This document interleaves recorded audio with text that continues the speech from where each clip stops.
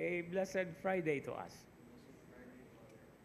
Let's take a very special and important perspective from the first reading today. You know, talagsa ra gyud kaayo na atagan og focus ang first reading, no? Kanunay ra gyud tang na focus sa gospel. But one significant thing about the first reading today is this is the heart narrative or the beginnings of what we call the division of the kingdom of David into the northern kingdom and the southern kingdom. And it is because of this that according to the prophet Ahijah's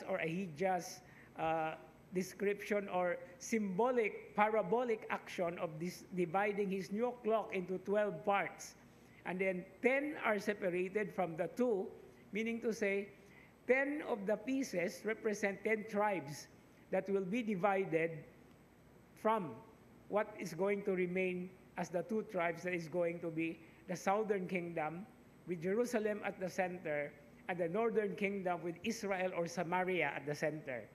Now, why is this significant?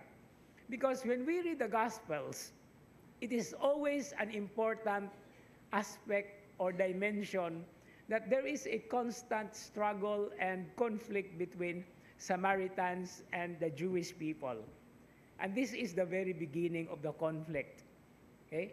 And so at the ending of today's first reading, Israel or the north remained or went into rebellion against David's house to this day, thus fulfilling God's promise of the sword always hanging, always hanging on the house of David.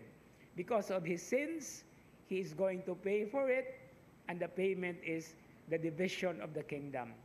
But we do not end there, because the division of the kingdom has become a very significant what we call environment as well for the Son of God, the Messiah, when he came into the world, when he came among us, to bring such a unity.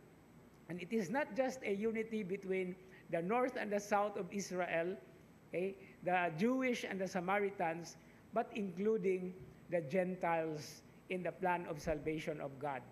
And so in today's gospel reading, with the healing, with the opening, the ephata expression, it is not just about being open to one's particular understanding, but being open to the wider sense, wider environment of the salvation of the Lord. That this salvation is not exclusive, but inclusive.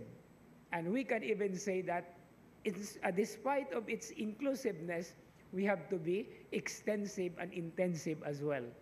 And we participate in this universal task and mission of reconciling all men and women to God, who is our source and who is our beginning and end.